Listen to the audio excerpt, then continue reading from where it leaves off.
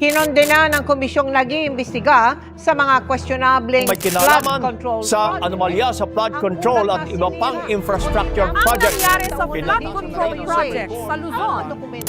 Hundreds of thousands of people have joined a mass protest in the Philippines over a corruption scandal involving dubious flood control projects.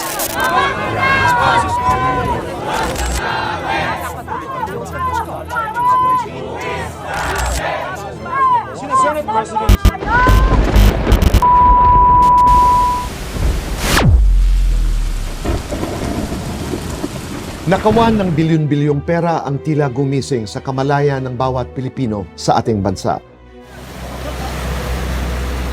Lahat ay nakikialam na. Lahat ay mas nararamdaman na ang galit, ang pagkabahala, ang pangwawalang hiya. Huwag hayaan manahimik ang ating tinig. Ngayon, sa panahon ng social media, talagang defining yan. Ngayon ka nakakita ng daang-daang milyon na nakapatong sa lamesa, mga maneta, di ba?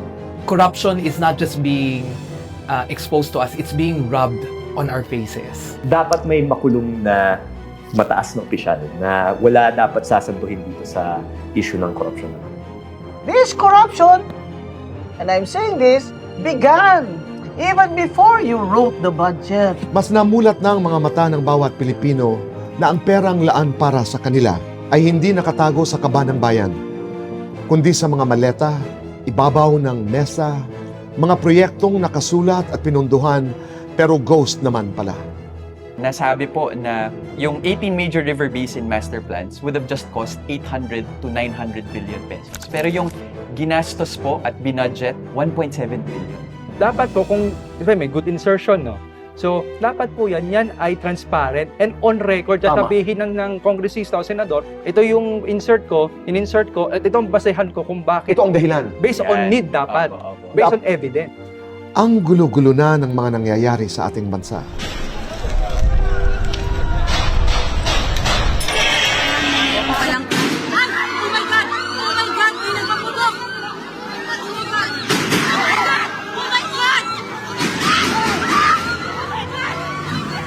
Kaliwat kanan ang isyu ng korupsyon.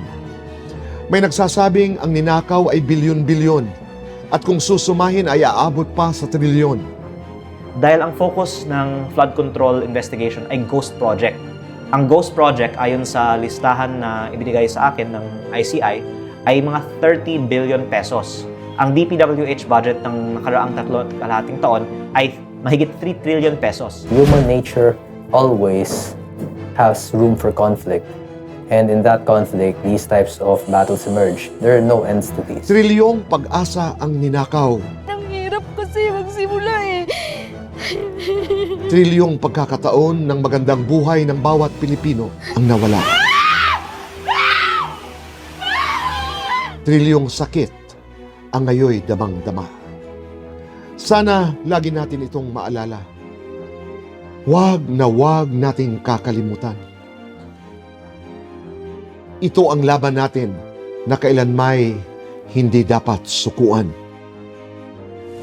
Heto ang boses at hinaing ng ilan, silakbo ng damdamin at saloobin ng mga kababayan natin. Hindi na to yung time na maging silent ka. If you don't stand for something, you'll fall for nothing. I was like that before. Parang laging safe na, ay ayoko kasi baka mabash ako, di ba? Actually, ang loyalty natin ngayon hindi sa politiko. Ang loyalty natin sa bawat mamamayang Pilipino. Actually, nakakahiya. Nakakahiya na ang Pinas kasi wala nang accountability. Diba? Parang hindi ka na magtataka, patuloy na nag-aalisan ng mga Pilipino dito sa ating bansa dahil doon. Ano pang gagawin nyo sa pera? Sumasahod kayo ng higit pa sa minimum wage. Magkano ang minimum wage kayo? Nasa 600 plus lang ata. Tapos kayo sasahod kayo ng 300,000 nang hindi naman kayo pumapasok. Ano kaya ang tanong ko, ano kaya ang ginagawa nila doon sa mali-malitang pera? Yung bang sports car, madadala ba nila pag namatay sila? Lalabas at lalabas ang katotohanan na ang lahat ng mga tinatago ng mga kung sino man mga mga ano na yan, mga mukhang pera na yan, o kung sino man mga mangungurakot na yan, lalabas at lalabas yan. Hindi bago ang pagbabagyo sa Pilipinas, pero nagamit yung mga bagyo, yung pasakit na dala ng kalamidad para yumaman yung mga buhaya sa Pilipinas. Nakakalungkot. Yung susunod na eleksyon, bumoto tayo ng tama. Panagutin natin sila. Wala man sa atin ang kapangyarihan ng hustisya. Hindi man natin pwedeng ilagay sa kamay natin ang hustisya, pero pwede natin ilagay sa kamay natin yung kapangyarihan na huwag paupuin yung mga hindi dapat paupuin. Eto, tignan mo kaming mga mahihirap ngayon nang dahil sa ginawa mo. Sana meron kang konsensya, sana in the future, dumating yung panahon na mapagdusahan mo, mga apo mo, hindi niya maranasan yung mga hirap namin ngayon. Sana wag mo nang ikalat yung genes mo na yan. Ilang milyon para lang sa sariling kapakanan mo, pero milyon-milyong tao yung mga naghihirap. Hindi naman mo pinaghirapan yan, buti sana kung pinaghirapan mo yan. Pera ng taong bayan. Pakiusap na lang, alang-alang sa daming Pilipinong naghihirap, pakisoli na lang po yung trilyon-trilyon na yan at upang mapakinabangan ng karamihan.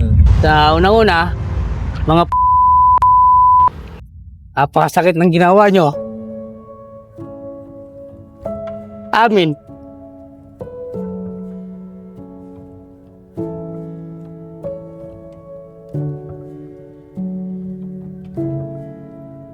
Inakawan nyo kami.